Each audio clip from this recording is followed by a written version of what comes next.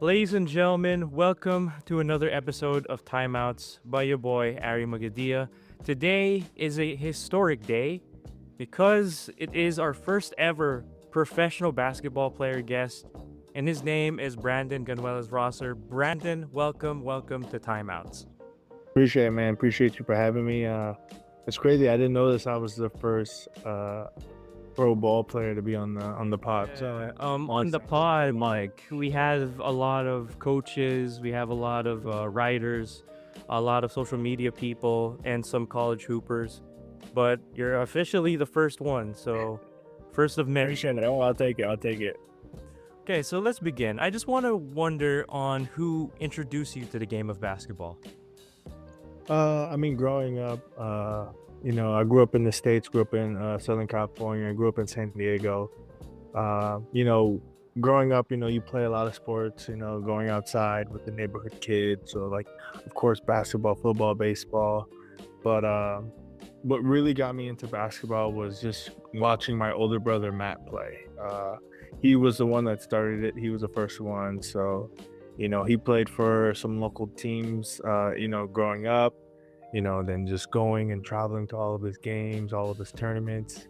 So, watching him and, he really set the blueprint, a lot for me with my career and with basketball. So, watching him and then our dad and our parents, supported us, a lot. So, really, my introduction was just, watching my older brother Matt and then, being at the gym all the time and things like that, going to his practices. So, it was just natural for me to, kind of, follow behind him.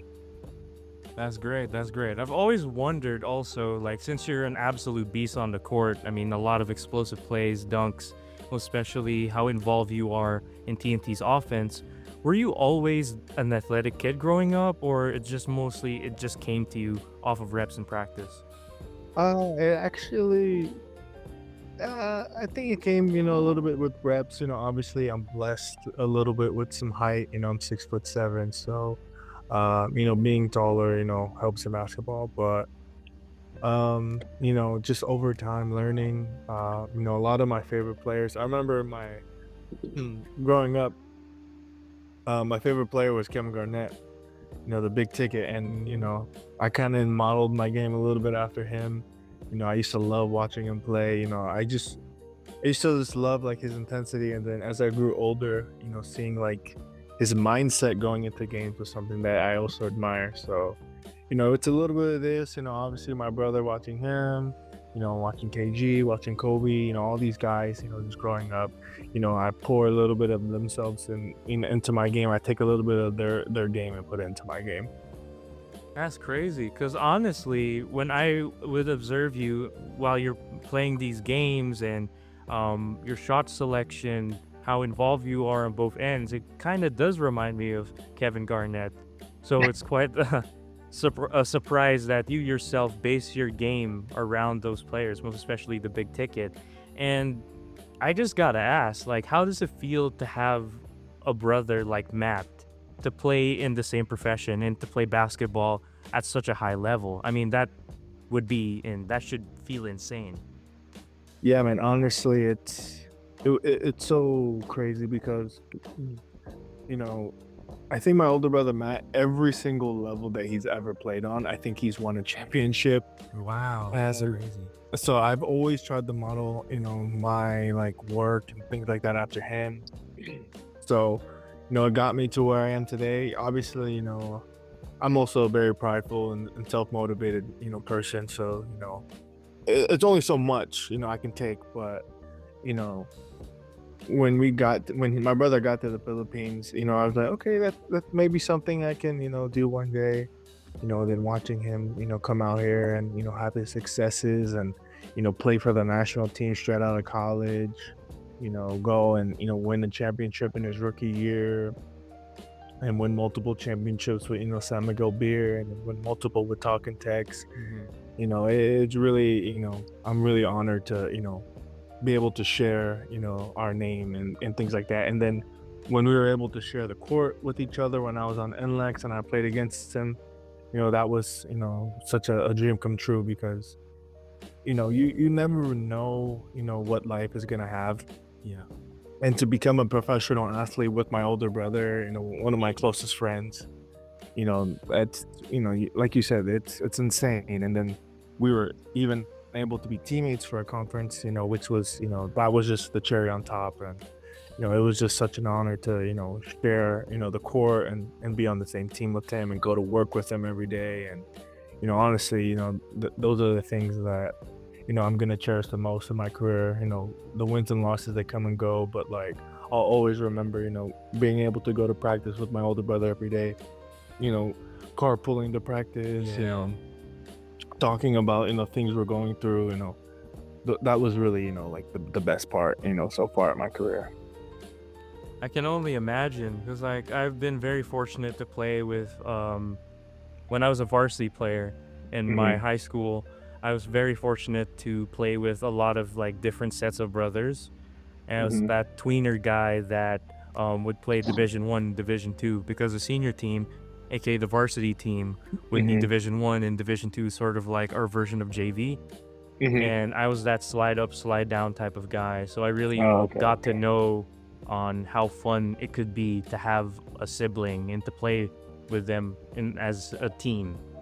I'm not an only child. I actually have an older sister, but as far Yeah, as in okay. terms of sports, I'm the athlete in my Hmm. family. I was varsity in high school for basketball.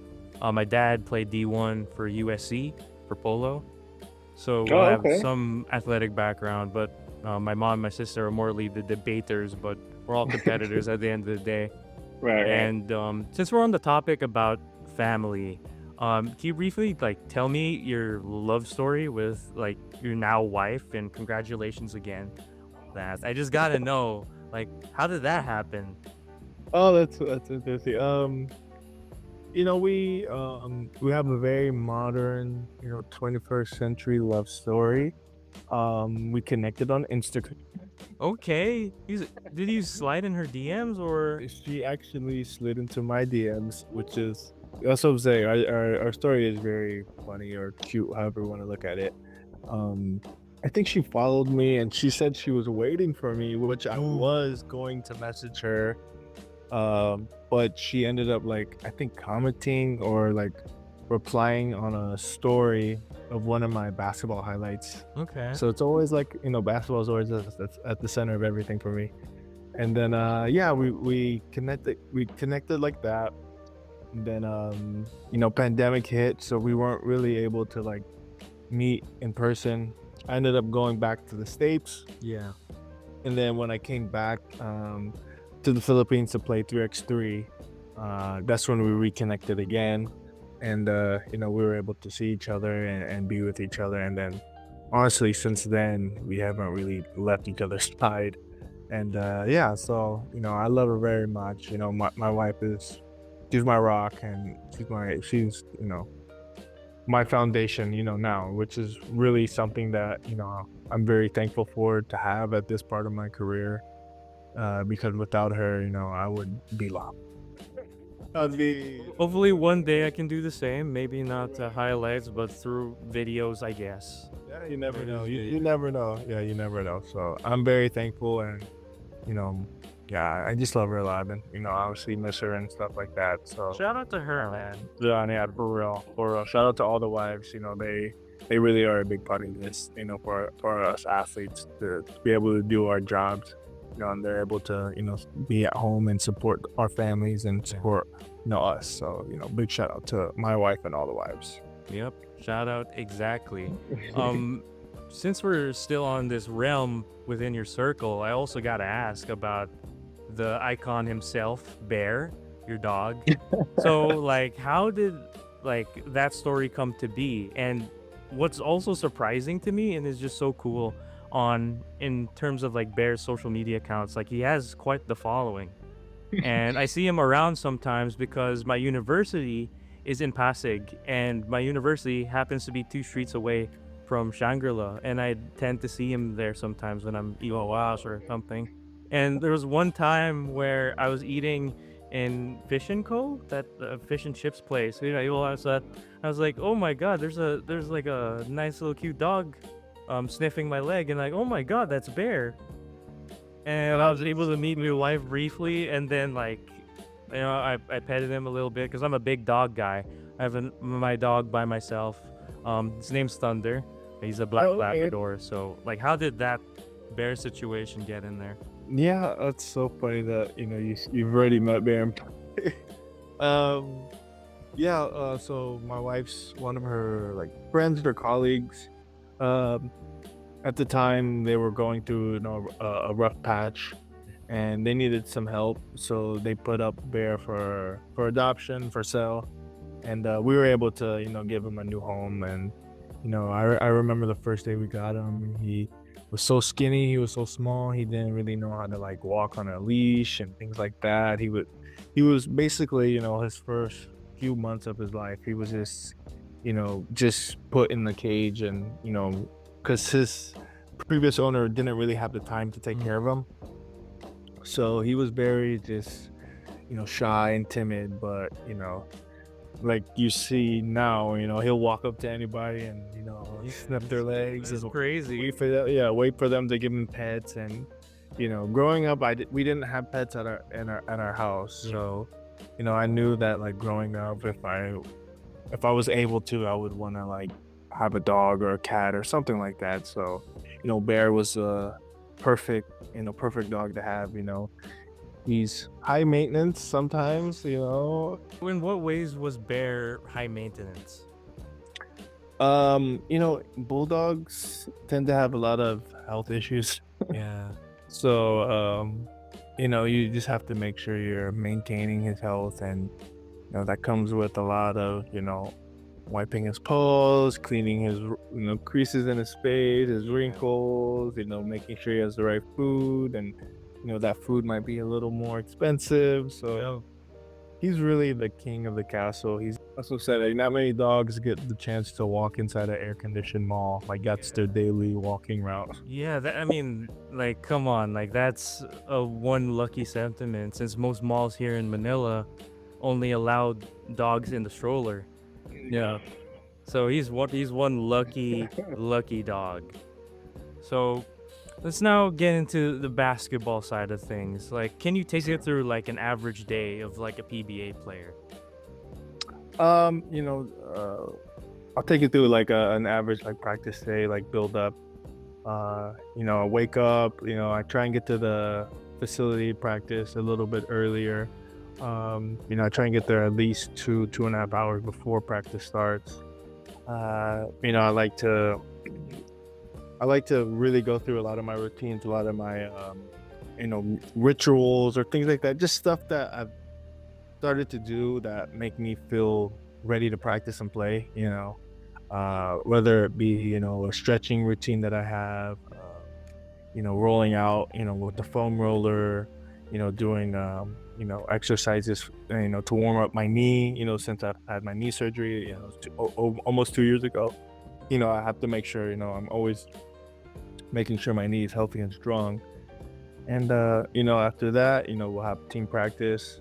And one thing that is very one thing that I like, with Coach Cha and Talking Texas, our practices aren't 3 hours. They aren't super long. Yeah. He likes to come in. He's like, hey, you guys are professionals. Let's get our work in. Let's be quick. Let's be diligent.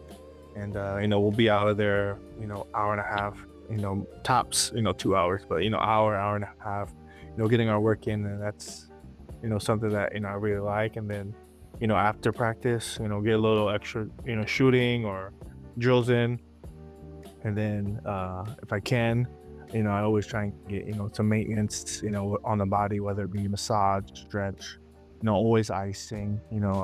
Ice is life for me. Yeah. It's funny because like growing up, like as a player, when you're young, you can just literally walk in the gym, Yeah. tie your shoes, and then get on the court and do a windmill dunk.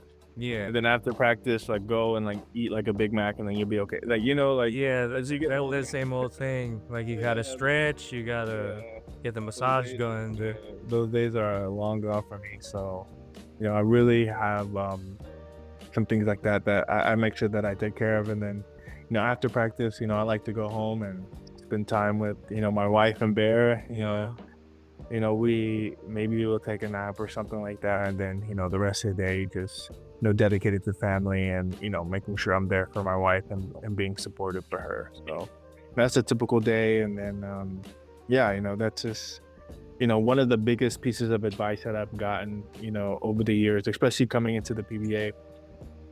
I was told to like have a routine and make sure that you take care of your body.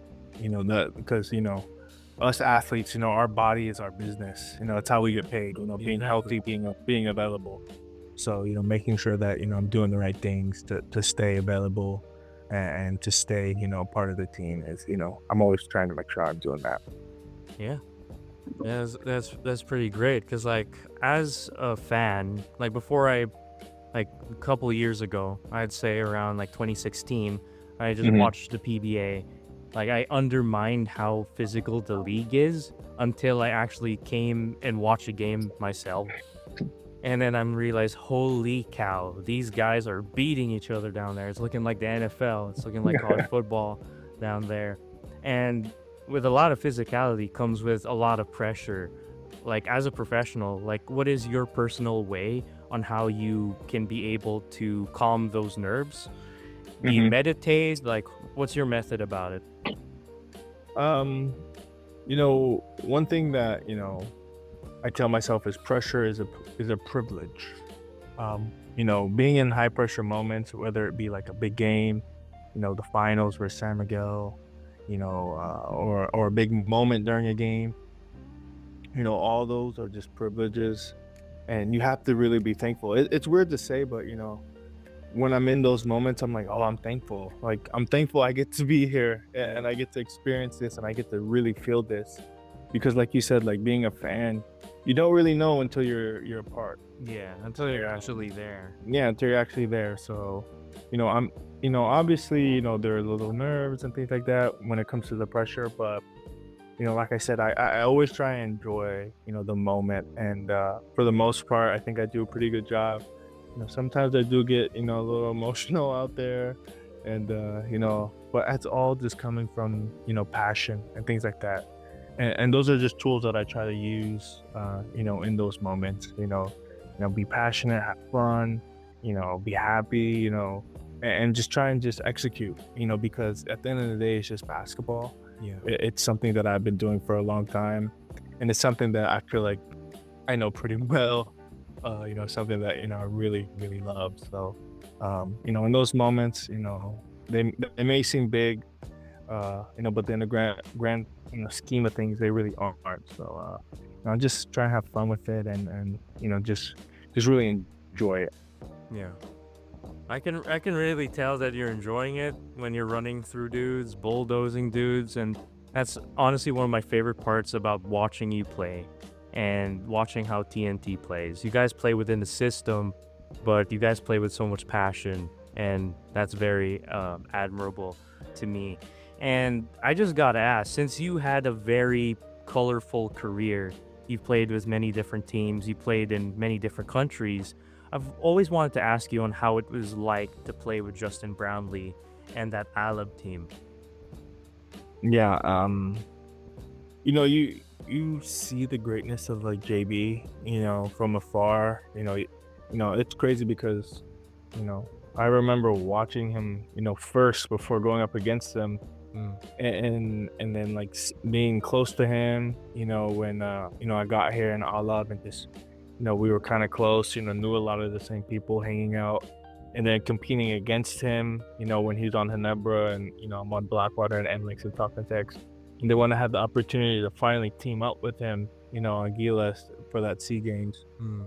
you know, you you really see, his greatness, and like how he's been able to like be successful, because like I said, kind of in your previous question, like he's the type of person, like when that pressure comes, like he's in the moment, he's enjoying it, and that rubs off. And when you see somebody that great, somebody that accomplished, being able to stay cool, calm, and collected in big moments, it just fires you up, and makes you want to succeed and play hard for him, which is really a testament to Justin. So that Gilas team, looking back at it, man, I was actually looking at that team the other day. I'm like, we actually had like a pretty like decent like squad. Like we had like Yeah. it was like Justin, Calvin Artanes, CJ Paris. We had Arbin Tolentino. We had New was on there. Mike Phillips, who's like on the national team now. Like Christian Stan Hardy. Like we were stacked, and we were able to beat that one Cambodian team that had like the 6 imports or whatever. So yeah, So is you. Weird scenario. yeah, that was crazy. But yeah, it was super fun, man. And like I said, I take a little bit of everything from all the players I come across, and there's certainly things from Justin that I've taken, and I try and like, put into my game and my mindset. Yeah. And the cool part is it's a double full circle moment for you, because like one thing about that Alab team is that you guys were very fun to watch, because like I was there watching your games in San Juan, and Hmm. it's such a full circle moment for me because I actually used to crash your practices in Cary. I would be one of those kids that since you guys had practice in the morning, and Yeah. the Titan Basketball Academy was super early in the morning, so Hmm. when we're finished, you guys take over. So what I would do is I would hide in the bathroom so I can sneak in and like see you guys practice. And then I was That's there funny. for at least like 6 different practices, and then I saw you with the rest of the guys, with Kalen, JB, Reynaldo, Yeah. PJ, Yeah. Eugene, Nick, Yeah. like all you guys. And then I was Yeah. just like trying to crash your film sessions, and Coach Jimmy's like, we're going against Mono today, we're going against like Macau today, and now Macau is competing in the Yeah, Commissioner's it's Cup. crazy. A Yeah. bunch of the guys on Alab are now playing with and Yeah. against you in the PBA. And like the fact that I was able to interview today is like such a surreal full circle moment for me. And it's just so cool to see you guys be coached by some of the best in the industry, and you've been Hmm. coached by a lot of great coaches. Coach Chot, of course, the legendary Mighty Mouse himself, Coach Jimmy. Like, how does it feel to be coached by both of those coaches? And what are the specific things that they do to motivate you to bring out your best? Um, yeah, like you said, I've been really blessed, to come across a lot of these coaches. I remember when I got to Alab, and obviously I knew who Jimmy was, but I didn't know who Eric Mink was. I was like, okay, he's like the big man coach, whatever, whatever. And then I remember I was talking to Ray Parks, and he's like, bro, Eric was like one of the dudes who like woman. He was one of those guys back in the day that I did my Google searches. I was like, okay. And I was like, all right, we have, him. And then I had also Danny Siegel was there as well. So it's like, bro, I've been like so fortunate to like really, be coached up. And, my time with Alab and Jimmy, that was like the perfect start to my professional career because, when you go to a new country, you know, it's hard to adjust, especially if you're an American. Yeah, And I when, can tell. yeah, I'm also American because like I was yeah. born in Pasadena, and then I came Oh, back okay. at the age of 6. So I had to learn Mandarin and Filipino since I went to a Chinese school. So Oh, okay. Yeah, yeah. So, yeah, you know the story. Yeah, it's there's a little bit of culture shock, and the things and the differences that you have to learn. So having Jimmy, like a Phil Lamb, who literally was like like without Jimmy, I probably wouldn't like a lot of Phil Lambs wouldn't be out here today. You know what I mean? Like he really was like the stepping stone for us. So to have him and really teach me how to be a pro, not just Jimmy too, but like Eric and Danny and all those guys, like really teaching me like what it takes to be a pro, and like what do you have to do, how hard you have to play at this level, your preparation and things like that you have to, take into account before, a season, before every game, before every practice. Like I said, like yeah, those are things you have to do, every day if you want to make sure that you play a long time. So Jimmy was awesome. It was cool too because now you see him coaching in the NBA and coaching up. I seen him like coaching up Russell Westbrook the other night. Like it's I was crazy. really like I was really like one of his first, like you know, you know, players where he was able to like mold his coaching career. The season before I got there, Jimmy and the guys won the championship, and then I was able to get there, and then we had success, and then so really to be a little bit, of his, coaching journey was really cool. And, going on to the PBA, it really set me up. And then, when I was able to get here with Chad and, you know, his resume speaks for itself, a multiple time coach of the year, national team coach. And, you see the accolades and things he has. And, Cha is somebody who, I'll give him like, he's kind of like a Phil Jackson where like, he's talking to you or he's talking about something, but it's really about basketball, but also he's trying to motivate you, mentally so he can get the best out of you physically. So,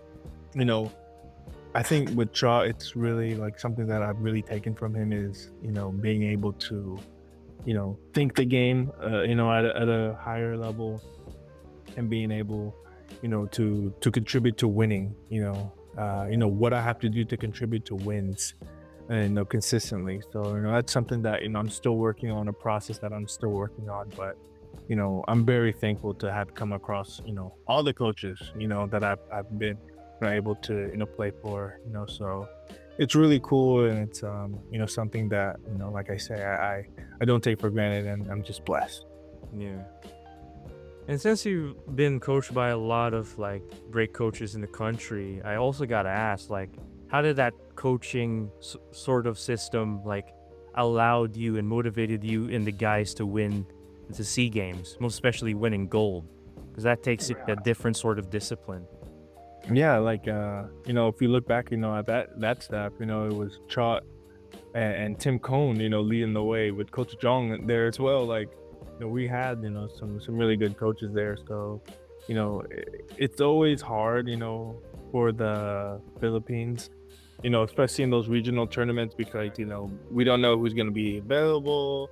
We our buildup is, kind of short. And I remember when the pool came out for that Gilas team, and I remember I saw like Jumar Japid and like all these other bigs. So I was like, oh, I'm just gonna go to practice and just be a guy, and then they'll probably cut me. Yeah. And then I remember I showed up and like I was like one of the only bigs there. Wow. And then Trout was like, hey, we gotta roll with you. I was like, all right, like whatever you need from me. So, like I said with Trout, that's really, I had to learn what I had to do to contribute to winning, and going into the SEA Games, I was coming off a conference with NLEX Yeah. where I was, you know, not the main guy, but I was the guy that was really involved in, the offense. I was, really, playing a lot of heavy minutes. I had the ball. I was making a lot of decisions on the court. Yeah. And then when I got to, Gilas, that's not really how you need to, be doing for that team to win. I need to be, screening and rolling and rebounding. So, learning and, those things, and I think being a part of like the pool and the national team, that really helps you adapt as a player because, your role changes constantly, depending on the lineup. And yeah, at the end of the day, you're playing for the flag, you're playing for the country. So whatever it takes, you're gonna do because, you really have, that civic pride, that civil pride. So, I was just very thankful and, to get a gold, like I said, I was one of the highlights of my career so far for sure. And, I was hoping to go back again this last time, but Thailand, Yeah, Thailand with their things. Like I was about to congratulate you when the announcement came out, and all of a sudden with the new Thailand adjustments, I was like, "What the heck is going yeah, on?" that was crazy. So, but they did what they had to do. Okay, still got the job done. So shout out to them. Shout out to them. That's amazing. I also want to ask you, since like this Commissioner's Cup is building up to be one of the best in the year, what are your expectations now that you guys now have your own group of guys, and most especially that Mr. Bol Bol came in and a move that practically exploded the entire country. So, what are your thoughts on that? Um, you know, I was looking back at, because like the final list of the imports, came out. Yeah, And I think like 4 guys are over 7 feet. So I'm like, man, this is gonna be fun. Like this is gonna be exciting. You have Bull, like you said, 7'3". I think Sam DeGuara, like Yeah. somebody I play with on Olive 7'6". Like that's insane. So yeah. And then like some other guys, like some of you guys are all 7 footers. So it's like, I really am looking forward to it. I think, the competition, especially being, big in this league, Yeah. going to war with those guys and, pushing myself and, putting my game up against their games, it's really something I look forward to. And, I think with our group, you know, we're the defending champions of this, tournament. And, that's something that, we have to have in the back of our minds. It sucks coming off that finals loss and all Filipino, but, we are the defending champions of this conference, this Commissioner's Cup. So, yeah, going in and defending that title and, we know it's not going to be easy. Like I said, the imports are very impressive. Yeah. But we have a great group of guys, and then to add Bull to the mix, like he's been, like the little like clips and things, like the stuff we've been seeing in practice so far. It's like, man, this guy's like super talented, and because I've never seen a big guy move like that before. Like he really moves like he's 7'3", he moves like he's 6'3", and he shoots like he's like 6'3". Like it's really insane. So, he's super motivated. He's excited to get going. He's playing really hard, and he's really like adjusted well to the country and to the team. So it's gonna be fun. It's not gonna be easy. Obviously, but yeah, we like our chances, always, especially this core group of guys that we have here, like, and we're really motivated and raring to get going. Yeah. And it's really exciting that you guys are going to continue that momentum even through all of those changes. So this conference is definitely the one to watch. Hmm. Everybody in the country has eyeballs on this conference. And besides Bowl and all the guys you've played previously with Alab and guys with NBA experience, like, do you have like stories when you played with or against like current NBA players or guys who've been in the league? um Trying to think, obviously, like, like growing up, like, AAU circuit, back home, like, you play against a guy, and then like 2 years later you like see him getting drafted in the lottery. It's like, Mm, what the, like, I remember like we played Zach Levine, yeah. and then like 2 years later I see him like getting drafted out of UCLA and like winning dunk contest. So it's like, I've always like come across some guys like that, and it's really cool to see, especially in California, the circuit and the basketball scene there is so competitive. Yeah. And then coming out here and playing in the, in Asia and things like that, like it's really cool to see, just how small the basketball world actually is. Yeah, it's And like, yeah, it's small and big. Like you can go anywhere in the world and play basketball, and like there's like an 80% chance you'll like run into somebody and be like, dude, I played you like at my JUCO. Like I remember, I think it was my freshman year at my junior college, or my sophomore year at my junior college. We were playing this team from New Mexico, yeah. and they were good. They were a New Mexico Military Institute. So we go in, and they have a squad, and they have this kid, super skinny, kind of like Bull's build, like super skinny. He's out there, he's dunking and windmill. I'm like, who is this guy? So he ends up like having a good game. They beat us. It was close. And then like I said, like 2 years later, it's like, oh, that's the guy. And it was Chris Boucher. Like Oh, he ended up hurt. I've been. I mean, it's like, so you just never know. Like you never know. yeah. And I remember seeing, I was like, yo, that's the kid from New Mexico that like was really like destroying us. So it's really cool to see. And I'm just really like enjoying the whole ride. Like I still look back to like all those games, like growing up, high school, college, early on in my career, and like all the guys that I played against. And it's really cool to see everybody's journey and how they've turned out. That's crazy. That's amazing. Like Chris Boucher, most especially with the story that he has, how he got to the league from there. It's crazy that you're crossed. That's insane. Crazy, bro. He was like an unknown, like when I played up against them, and I was like, this kid, I was like, yeah, I don't know who he is. And then all of a sudden, like 2 years later, like this guy's in the NBA. It's like, oh, that's the guy.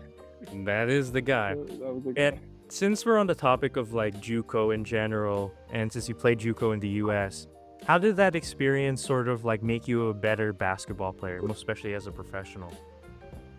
Oh man, I always tell people like the JUCO experience was like the hardest, time, but it was also like the funnest. Like it really was. Like it really reveals like who you are to yourself. Like going junior college and like having to play there. Obviously, coming out as a high school kid, you want to go like the high major and the mid major, play in those games. But I had to go to a junior college, so I went there and I had some successes, but it was tough. I went to school, Central Arizona College, Yep. and I was there for 2 years, and had some success, had some really good games. I was invited to like top 100 camps and things like that. So, that was cool to be a part of. But the JUCO experience, it really reveals who you are, like if you have it or not. Like if you can make it out of JUCO and make it to the next level and even continue playing pro, like you really got some dog in you. And that's like what the JUCO level is. It's a bunch of like just hungry dogs that just want to like move on and get somewhere. So no, I was, like I said, it was the hardest time. I went through a lot of things. Growing up, I was still like fresh out of high school, so did some dumb things off the court, and things like that. And, but, all that did was just, strengthen myself and, make me, realize, what, the most important things. So, I wouldn't trade my JUCO experience for anything because, I've met some of my closest friends. Some of my teammates from my JUCO team I still talk to this day and like, things like that. So it's just really, part of my journey that I'm, thankful for because like I said, it really revealed to me, like to myself, like, if I really wanted it or not. And, that flip does switch, eventually, for a lot of guys. So, I'm just, happy that, I was able to go through it and make it through it. That's great to hear. And I'm really interested in JUCO. I mean, not just because of your story, but like I watched the Last Chance You Yeah, I documentary. was gonna say if you've ever seen Last Chance U, like that's Yeah, that's 100% wow. like I didn't accurate. think it was that hungry. And the fortunate part is like since basketball is such a small world, I went back to the US 2 years ago in 2024, Mhm. and I went in Venice, and I was luckily to be able to interview Deshaun Heiler. Oh, So okay. it was a very full circle moment, and then he told me like how much of a grind uh JUCO is and how much fun he had also being coach under Coach Mosley. Mhm. So the sentiment towards JUCO is very positive and is just competitive. And because of you two and that documentary, I started watching JUCO so I can track guys who are going to high majors, going to Mhm. mid majors and D1. Mhm. And I just want to wonder, like, after you made that jump, like, what were like the differences between like playing D1, playing in the ABL, and playing now in the PBA? What are those like key intricate differences? I think for going from college to professional is I'll go from JUCO to D1. That from going from JUCO to D1, when I went to Division 1, like literally every big was ultra athletic, like not even like a little bit athletic. Like Yeah. everybody was just you're either 7 foot or just a stupid athletic like big wing. Yeah. So that was the biggest difference for me. Like, when I got to, UC Riverside, like going up against, I remember we played UCLA and they had like Lonzo Ball, and I was just like, Wow. yeah, this is a little different. I was so lit. You It's a guys little went bit up different against over TJ? there. Yeah, Lonzo we and TJ? TJ Leaf. They had EK. I remember Aaron Holiday was on that team. And then I think like a couple weeks later, we played the University of Michigan, and they had like Jordan Poole and like Ooh. all those guys, Mo Wagner. So it's like, bro, like it's just a different level when you get up there. So I think for making that jump from JUCO to pro, it was really just the mental side of the game. Like everybody was just smart, and everybody, on the pro level, like just knew how to play the game the right way. You can't just get away with being athletic anymore. You can't get away from just being, better. There are guys like, I remember going up against somebody in the ABL. He's been, import for a while now. Will Artino. Oh well, He's like the bigs.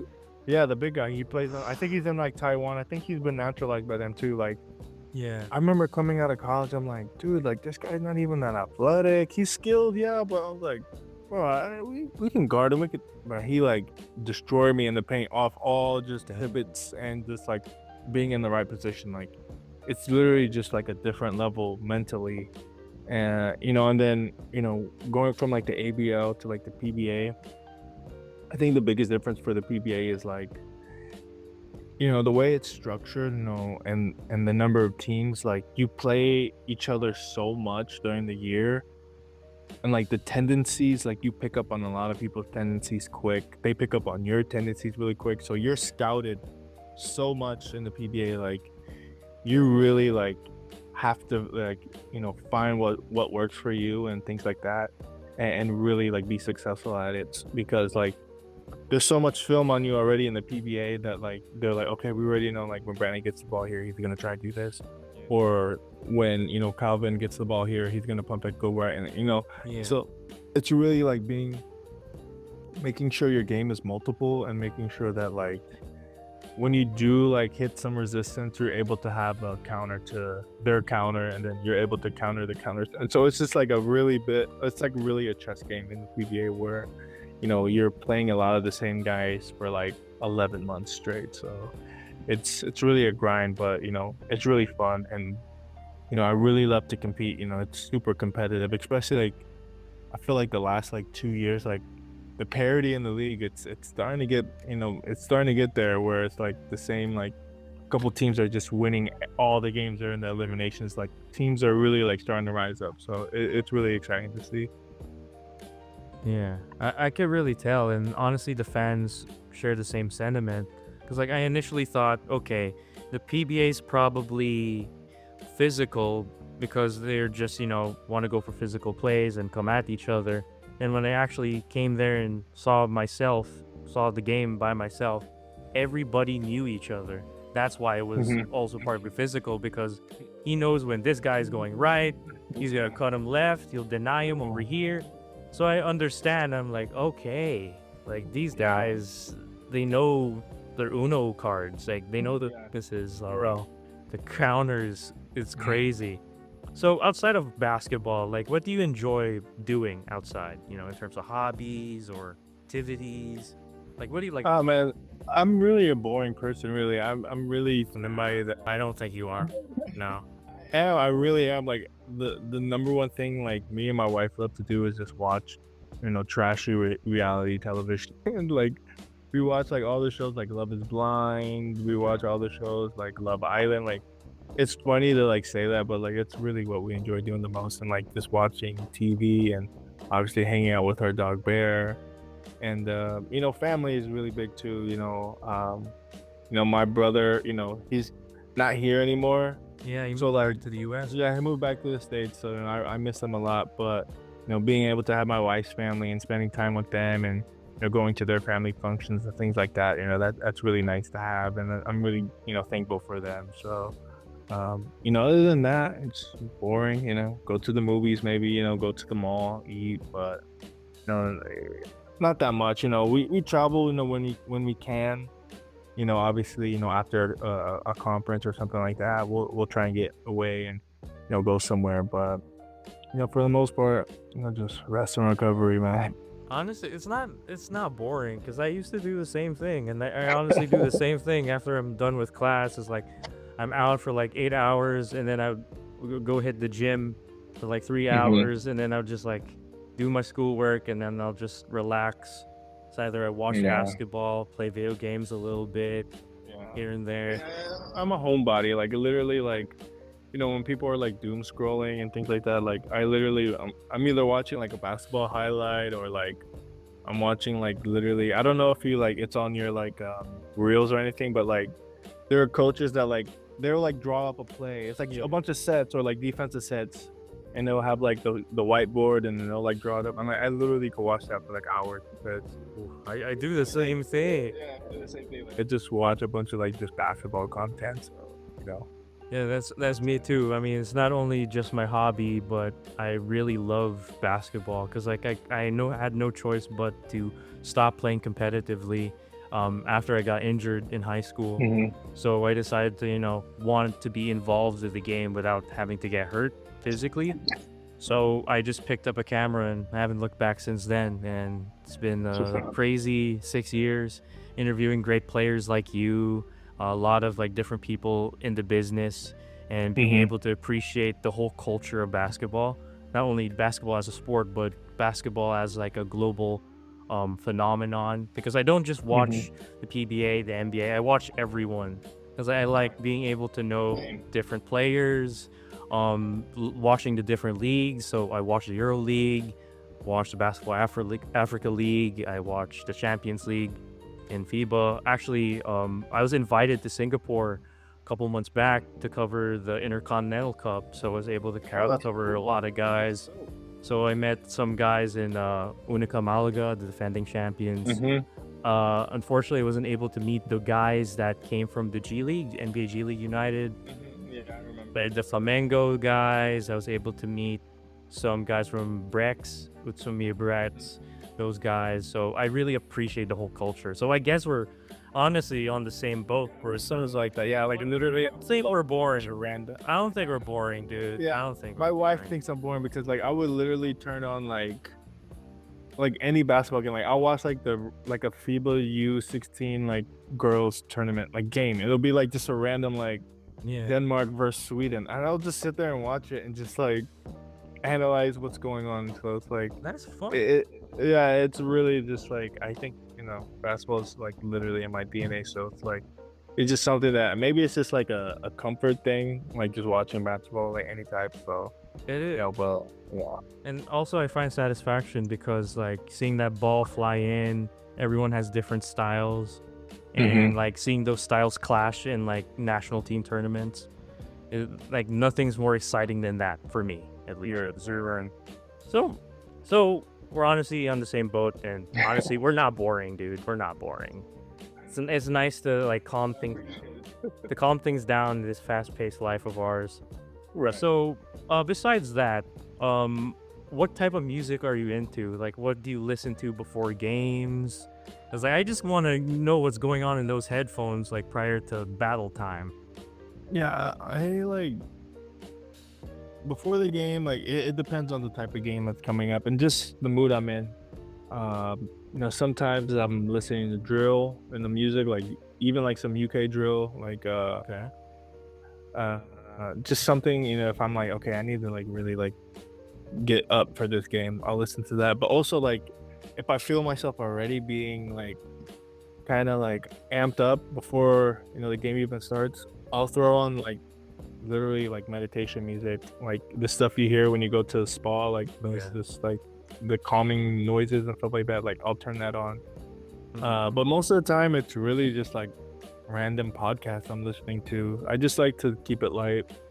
I really don't like have like a set playlist or anything or an artist that I like to listen to. Okay. So I'm a little bit all over the place. It just depends on the mood, the game, how I'm feeling before the game, things like that. So whatever gets the job done, that's it will find itself. Like what I need to listen to will pop up. Like it will happen. Yeah. Okay. So just like taking things off of basketball for a moment. So what is like your favorite vacation spot? Like after a conference or a season? What's that constant place that you guys go back to? I think like recently it's been Bali for me and my wife. We were able to honeymoon there, after our wedding, and then we've been there a couple times, and we just really love the whole vibe and everything that's Bali has to offer for us. So it's something that hopefully we'll be able to go back to again soon.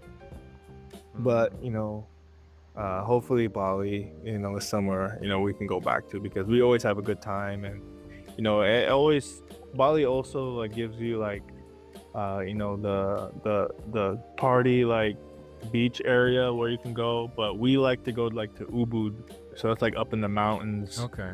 And yeah, it's fun up there, except for all the wild monkeys. But besides that, it's like really fun. Cool, cool. So I also just wanted to ask you, like, if you were to play one-on-one against any player, who would it be? Play 1-on-1 against any player. Past or present, master leagues, no league limit.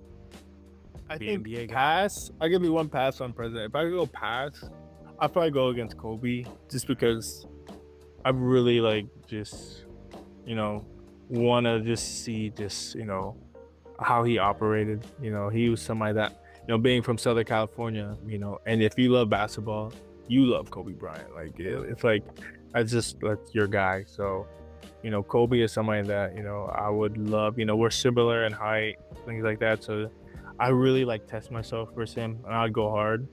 Yeah. The present day, I'd want to play against Wemby. I just want to see that.